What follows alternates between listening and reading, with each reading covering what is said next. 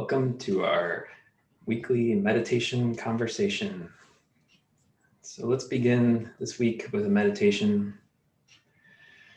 So find a comfortable seat. Doesn't matter exactly how you're sitting, as long as you're comfortable and sitting somewhat upright. So let's begin by checking in with our body, becoming aware of this physical vehicle. Notice your feet connecting to the earth. Notice your legs above your feet. And feel your hips above your legs. Notice your abdomen and your chest. Let's roll our shoulders up to our ears and down and back, keeping them soft and relaxed. Now align your neck over your shoulders. Maybe you want to slightly tuck your chin and reach with the crown of your head up to the sky. And let's begin with a little breathing exercise. So just inhaling to a count of 5 and then exhaling to a count of 5. So let's try that now. Inhale, 2, 3, 4, 5. And exhale, 2, 3, 4, 5. Inhale, 2, 3, 4, 5. And exhale, 2, 3, 4, 5. So continue that breathing pattern while we sit here for the next few minutes. Just inhaling as you count to 5, and then exhaling as you count to 5. And we'll come back together in a few minutes.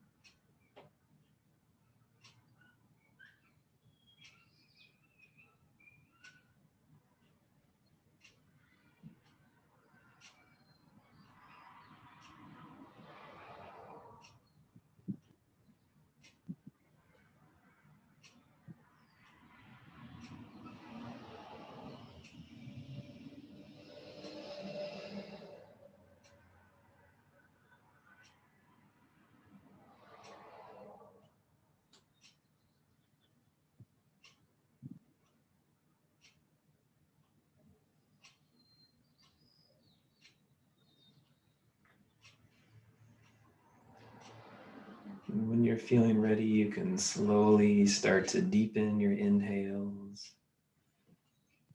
and start to bring your awareness back into the body, back into the present.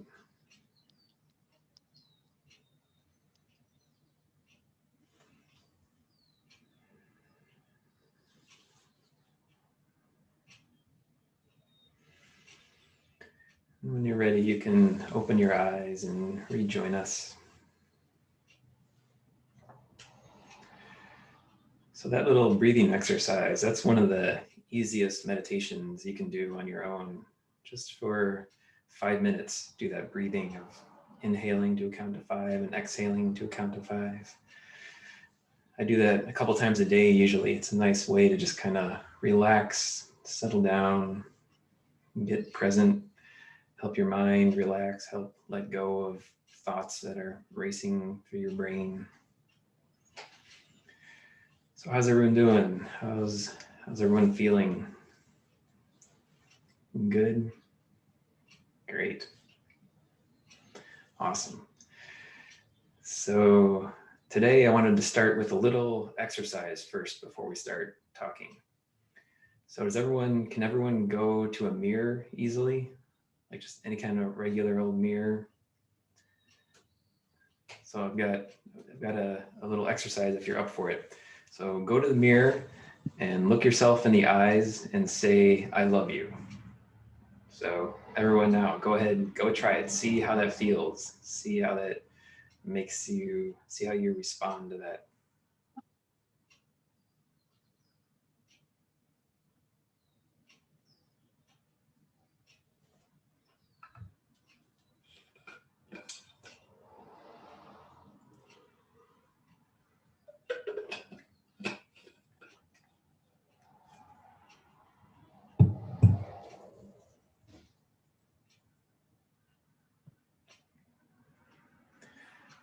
All right, so how did that make you feel?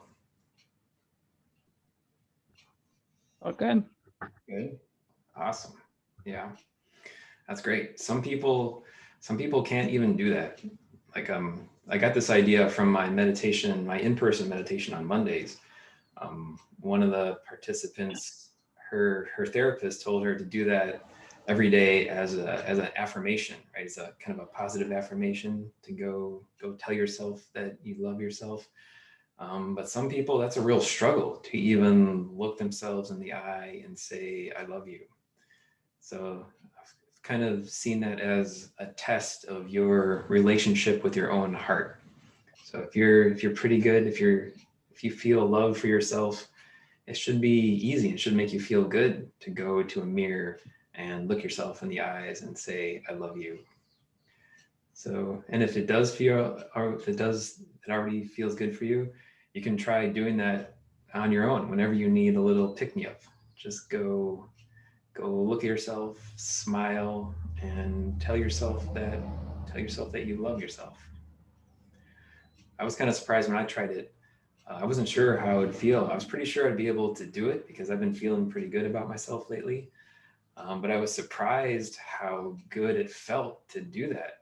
I was surprised to see the sparkle in my eyes and the smile on my face. And when I said I love you to myself, it like filled me with joy and filled me with happiness. So that was a nice little surprise.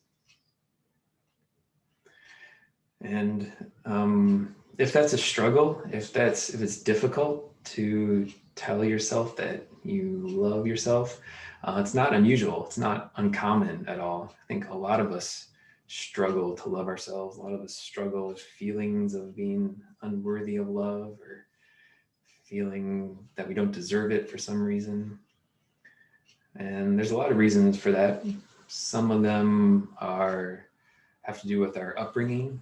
I think lots of us receive messages about that love is conditional, that we only receive love when we act in a certain way or behave, or say from teachers in school, we only get approval from them when we work hard and do as we're told, and from our friends, from our peers, we only receive acceptance when we conform to the group and kind of do whatever everyone else is doing and go along with the group. So throughout our lives, we receive these messages that we only receive love, we only get acceptance and approval when we act in a certain way or do some particular or be a certain way. And then on top of that, some of us receive wounds and trauma during our upbringing, and that can when people hurt us, that teaches us to close our hearts and protect ourselves and kind of uh, form this protective shield around our heart. And then on top of that, a lot of us never really learn how to healthily express emotions. And so we wind up repressing a lot of emotions, repressing sadness or anger or fear or pain. And all those repressed emotions then just kind of glom up on top of that protective shell in our hearts. And it keeps us safe. It helps keep us safe from more harm, but then it also helps us, or it prevents us from feeling the love that we want to feel. So there's all these. So lots of us have kind of a lifetime of conditioning that makes us feel like we need to be something else or do something else in order to be worthy of love. And so that little exercise is a good way to kind of check in with how you're feeling about yourself. And it can be a good way to help make yourself feel more love and feel more happy with just yourself. So, any questions about that? I just had a comment or a thought. I think some of it comes from just the consumer society that we live into. Like advertising tells us, well, we need this or we need that just because they're, trying to sell our stuff. But meanwhile, we feel, unworthy for whatever reason. Like, oh, we don't have that fancy car or we don't have those fancy shoes. So I shouldn't love myself because I'm not good enough compared to that person on the screen. Yeah, that's a great point. I didn't even talk about all the messages we receive from the our capitalist culture that exactly like you said, because they're wanting to sell stuff, they make it seem like we need all this stuff to be happy. We need all this stuff to be worthy of love. And if you don't have the right things, then you're not going to be happy. And so yeah, I saw somewhere that something like Sigmund Freud's son or one of Sigmund Freud's students, one of his followers, one of his disciples, purposefully used psychology in the early days of advertising to make people feel like they're missing something in order to drive them to want to buy more stuff. And so it was kind of, I mean, he had good intentions somehow. He thought society could use it to steer people towards helpful things, but it just got corrupted and used to steer people to buy anything, buy all kinds of stuff that we don't necessarily need. But there's definitely psychology at work in all those marketing campaigns and all those commercials that we're constantly bombarded with throughout our lives, making us feel like we're missing something, making us feel like we need something else in order to finally be happy, in order to finally be loved and be satisfied with our lives. Yeah. Yeah. So anyone want to talk about that experience of looking in the mirror and telling yourself, I love you? How did it make you feel?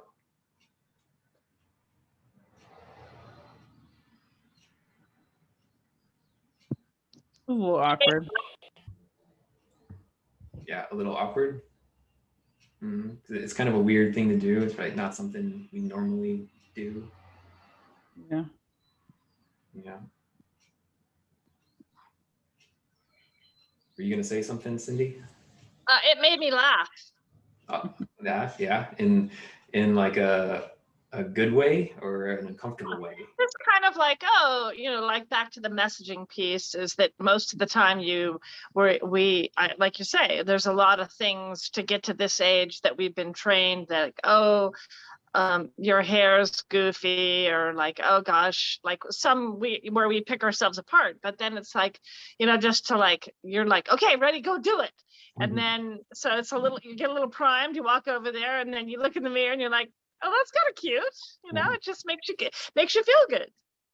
Awesome. Yeah. Cool. Yeah. Mm. I thought it was pretty sweet. And maybe it's also just that this is a safe place. So I was able to approach it with levity. I know years ago, maybe 2 decades ago, I went to like a chakra yoga thing, and their first chakra thing was, I'm willing to be with myself as I am. And for a long time, I couldn't say that because I was in so much self judgment. I was in so much non accepting. And so this was like a nice moment to be like, oh, there was a time where I couldn't be with myself as I am. And now to just look in the mirror and be like, hey girl, love you, mean it. That was actually just really nice to have that reflection literally in the mirror back to myself. So thank you. That was really nice. Awesome. Yeah. Yeah. Yeah, I think even just maybe last year I would struggle with doing that to myself. But yeah, and so feel free to use that as a little personal affirmation whenever you need a little pick me up. Or you can even try to make it into a daily routine to every morning look in the mirror and tell yourself I love you. It can be a good way to start off the day and start things on the right foot.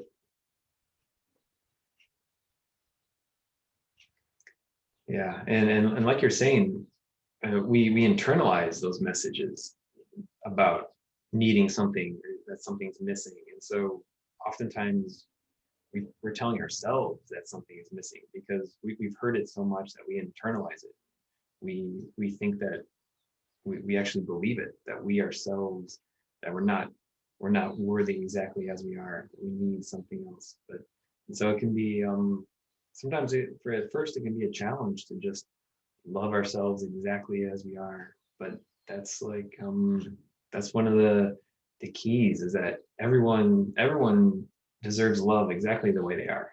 No matter how much, no matter how flawed they are, no matter, even if their values differ from yours, and their actions oppose your values, they still need more love. That doesn't mean they don't deserve love. In fact, the people that are out there doing the most horrible things in the world right now, those are the ones who need love the most, need to feel and need to be able to love themselves the most, because most of the horrible things that are done in the world, most of the predators out there, the mean people, they're acting, they're causing pain because they themselves are in pain, because they've grown up without love. And so I think there's a saying that hurt people hurt people. And Yeah, I've heard that. yeah, healed people heal people. And so yeah. And so yeah, it's just part of our theme recently of unconditional love. So this technique, this little exercise, is a great way to cultivate unconditional love for ourselves in our own hearts.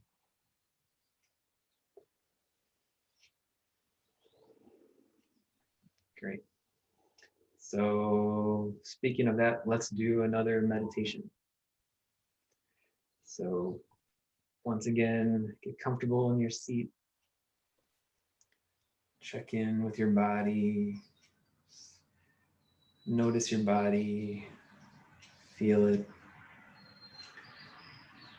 So let's do meditation to cultivate love in our heart.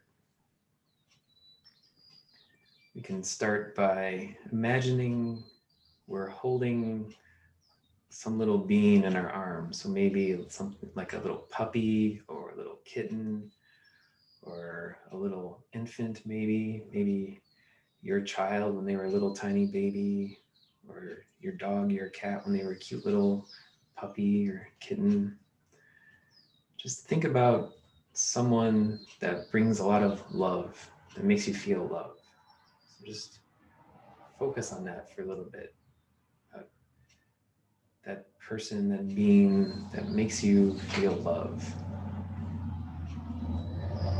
Now imagine you're holding this person or this animal in your arms, and they're cold and they're scared and shivering and tired, and you can feel them shivering in fear in your arms. And then think about how that would make you want to love them even more. And imagine all the love that you would want to give to them. Feel that love, and then give that love to your own heart. Because your own heart deserves love just as much as anything or anyone out there in the world. Just continue imagining that feeling of love. Feel it bathe your heart. Like your heart is just soaking in love and warmth and compassion and joy. And that good feeling is just soaking into all the cracks and all the wounds in your heart. Just letting it all soak in there. Filling your heart with love and warmth, compassion. So let's just sit for a few minutes while we continue to hold that love in our hearts.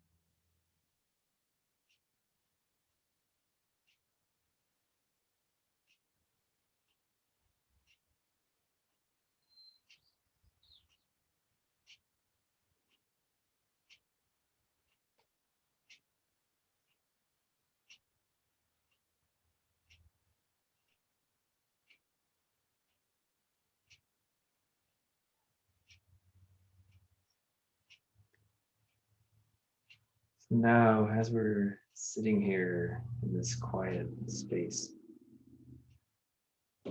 check in once more with your body. We see if there's any place in your body where you're holding tightness or holding tension or any pain. So you can start at the top of your head, just kind of move down your body, looking for any tightness, any pain, any discomfort. Is anything in your face, in your eyes, in your eyebrows, in your mouth, in your jaw? Is your jaw clenched? And how about is your neck? Any pain in your neck? How about your shoulders, your upper chest, your ribs, your arms, your stomach? Just keep notice if there's anything causing unpleasantness in your hips, in your legs, your knees, your feet. If anywhere in your body you're feeling any tightness or discomfort, that might be your body trying to tell you something, trying to bring something to your attention. So let's take this time to invite that message to come up into your conscious awareness. Come up into your heart. Allow yourself to feel whatever your body is trying to tell you to feel. Maybe some conscious thoughts will come up, maybe some pictures or feelings, some images might pop into your head, or some feelings might arise. And be open to whatever your body is trying to tell you.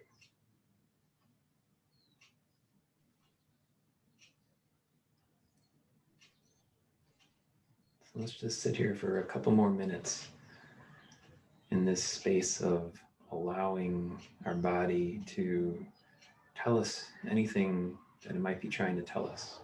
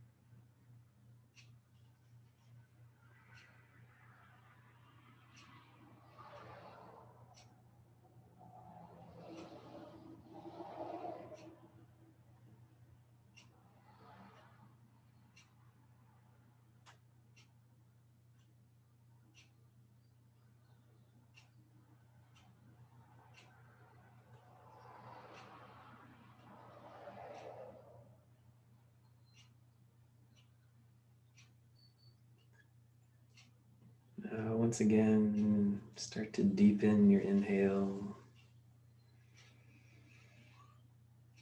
bringing your awareness back into this present moment.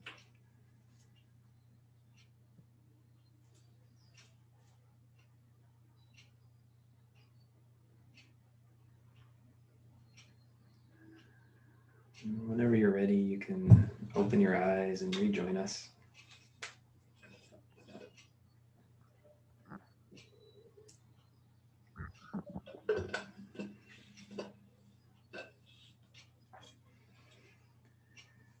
So how was that exercise?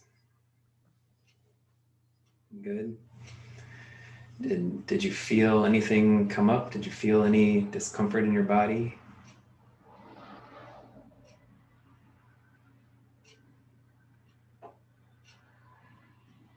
For me, it was like just even unconscious holding, right? Like not even realizing, like I'm sitting here thinking I'm in my meditation posture. And then it's like, why am I clenching my teeth? Like I'm not even, yes, it was that little bit of adjustment. And then when I released my jaw, it's like, oh, that's even better. But like I wasn't even aware that I came into the practice, you know, with my grinding my teeth. Yeah, you mentioned that before. That seems to be Yeah. a pattern A in chronic thing. Yeah. Yeah, because lots of times unconsciously or subconsciously, that's one of the ways we hold tension in our bodies. Mhm.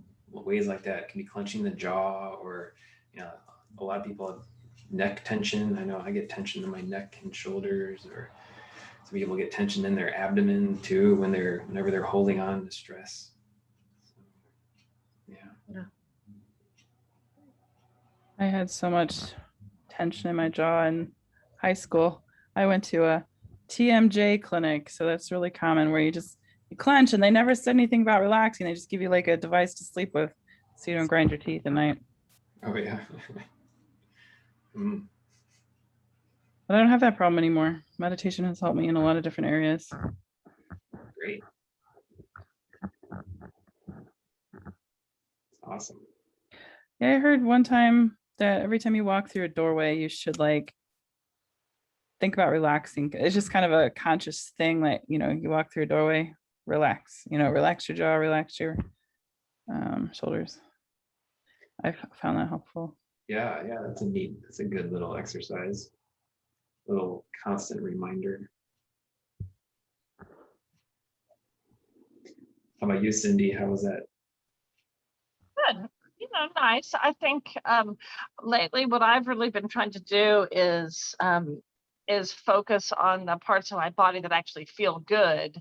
I took a big tumble on my bike the other day and sort of, over the bars, and then kind of scuffed everything up. And then Yikes. I was saying, I think what I did was I didn't reconvene and get back in my body. And then whatever, like less than 10 minutes went by and I fell on the other side. So I'm totally all biffed up again right now. And so it's really interesting, like trying to focus on like other areas than the places where I like got all like beat up.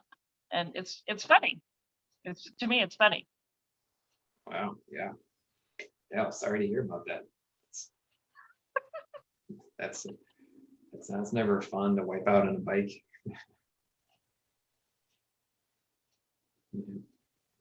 Hi, Waylon. That's I like Carter's that dog, Waylon. your dog is meditating with us. Oh,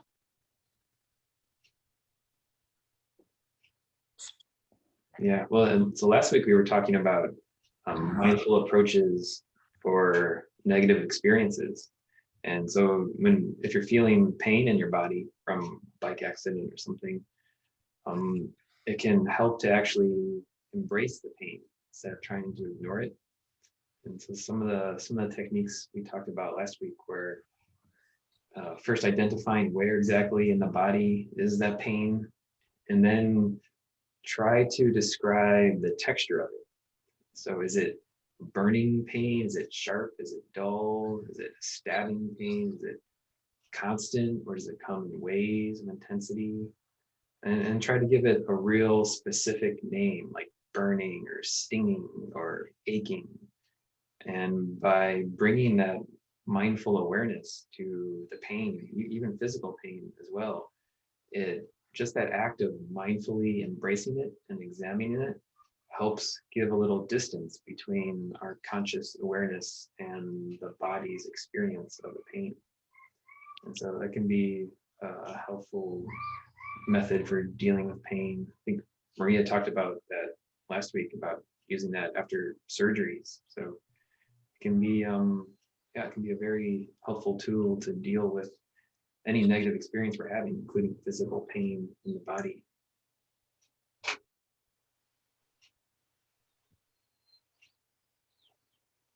Great.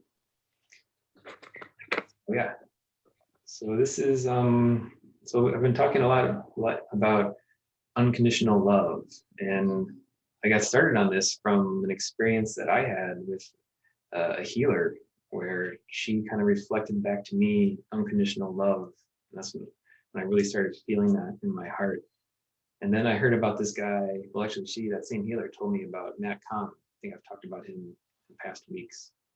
Kahn, Matt Kahn.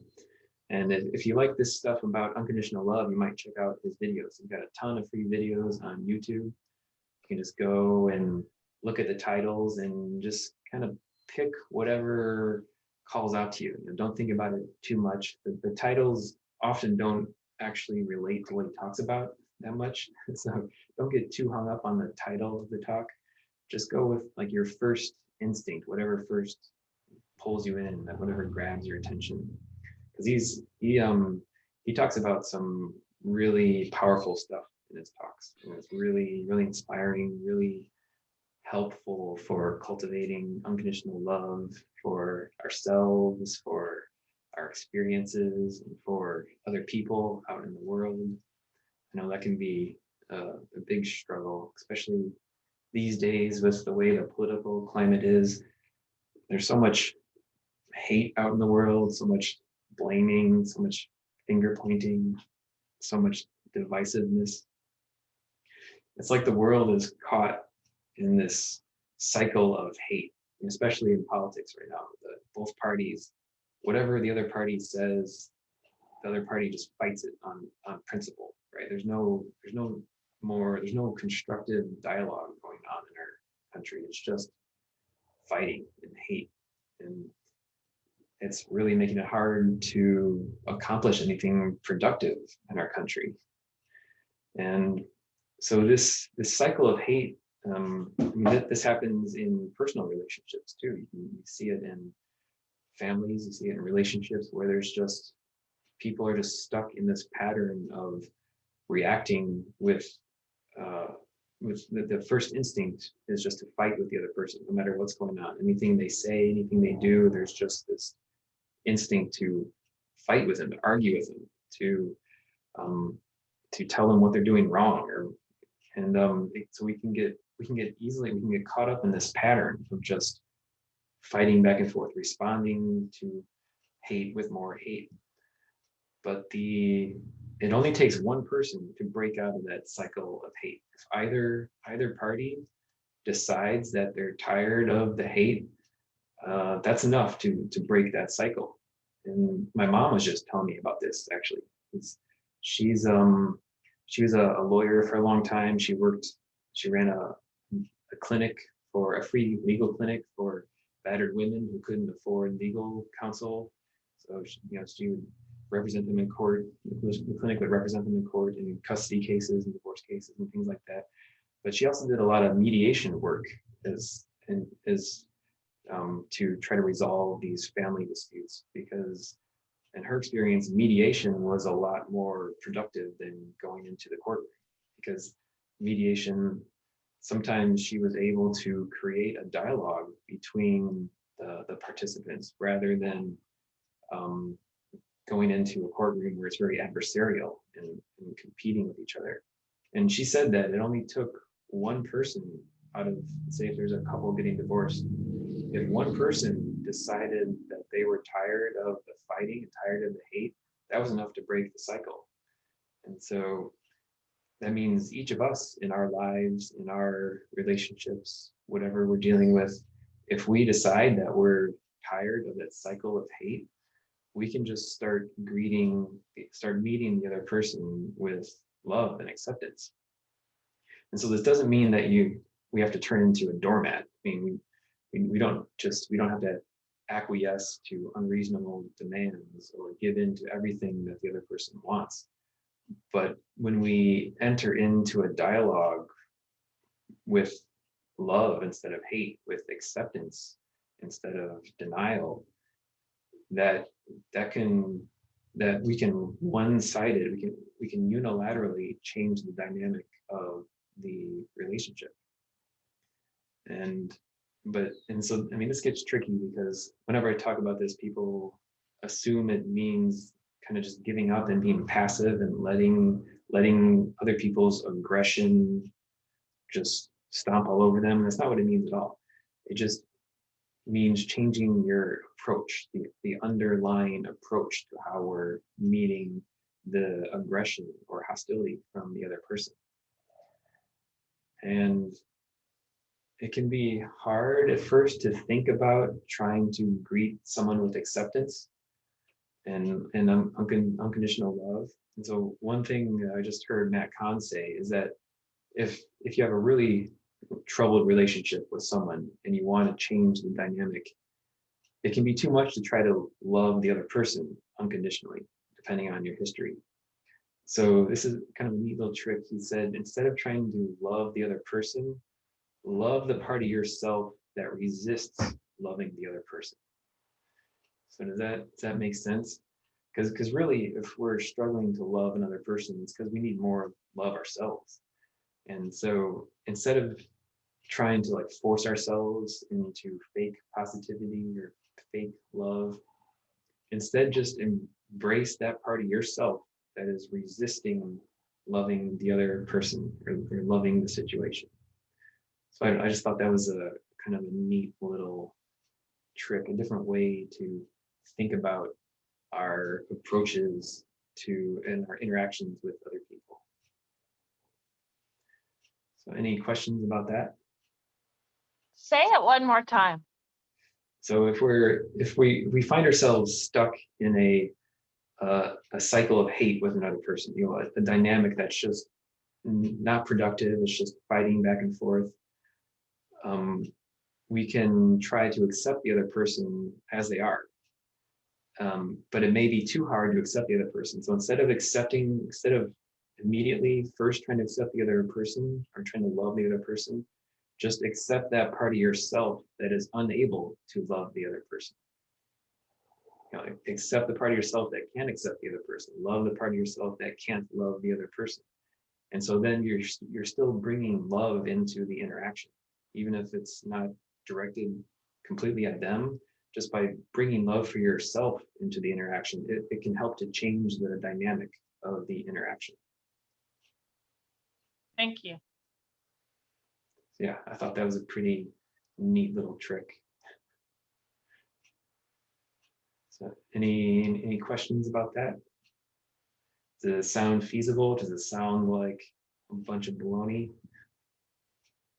I think it sounds feasible. I just think it's very challenging. Like every class, I'm a teacher, there's always one kid that hates school, hates adults, already has a big chip on his or her shoulder or their shoulder.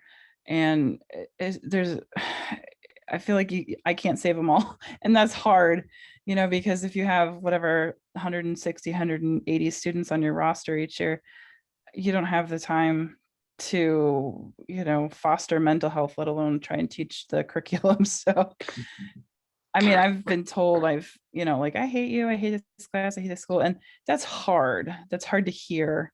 And I don't take it personally because I realize that's more of projection. It's more of them talking about their own self. I realize that now. But when I first started teaching, you know, that was really hard. And so I don't know, what do you say in a toxic situation like that? Like, what's the part of me that, I guess, for a toxic situation like that, what do you recommend? Like, what's the part of me I'm trying to love about that? Well, the part of you that's challenged by it, the part of you that feels. Oh, okay. Yeah. I mean, just the very fact that it is challenging. Love that part of you that's challenged by it. Okay, that makes sense. I mean, accept that that's where you are right now. You are feeling challenged by this situation, challenged by this student who, I mean, you've probably aware. I mean, that student, like you said, they're projecting, they're acting out the lack of love that they've haven't received their entire lives. And but yet when they're directing that pain at you, when they're directing that hostility at you, it can be very hard to accept it, very hard to accept them as they are. So instead, just accept the part of yourself that's not accepting them. Accept the part, love the part of yourself that's reacting to it.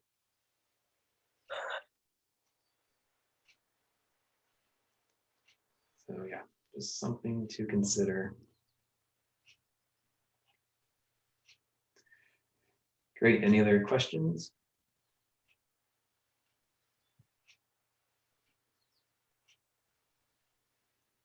All right, well, let's end with one final meditation. So once more, get comfortable in your seat. Close your eyes. Settle into your body. Let's take a deep cleansing breath. So inhale fully, fill the lungs with air, then exhale, let it all out. Let's do that one more time, breathing in deeply. Then exhale, breathing it all out. So this is a similar variation on the loving ourselves technique. So this time just imagine that you're cupping your heart in your hands. And every time you inhale, imagine that you're breathing in love from the universe or love from God, whatever that means to you, the cosmic consciousness, however you define that big thing around us. So as you inhale, breathe in that love, soak in that love. And as you exhale, imagine you're blowing that love into your heart that's cupped in your hands. So inhale, breathing in love, and exhale, blowing that love into your heart. So let's do that for the next couple of minutes.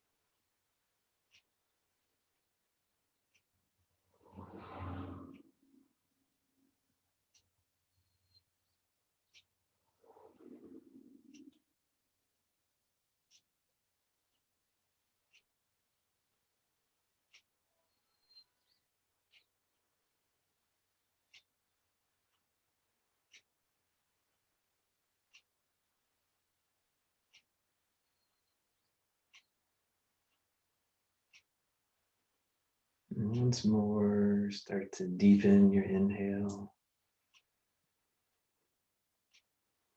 Back into the body.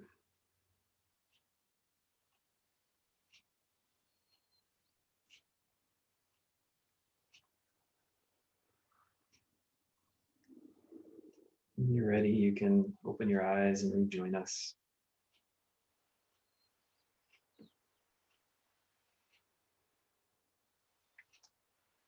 So how's everyone doing now? Good, Good. great. All right, so we're about out of time. Anyone have any last comments or questions? No, thank you. Thank you. Thank you. Yeah, thank you all Thank very you much. so much. Yeah, thank you. It's great to see all of you. Mhm. Great to see you, Cindy, Carla, Maria. Hi, Cindy. Namaste. Great. So have a great Thank week. you, Matt. Yeah, thank you. Have a nice evening. Thanks. Bye. See you all when I see you next. See you next Okay. time. See ya. Bye. Bye.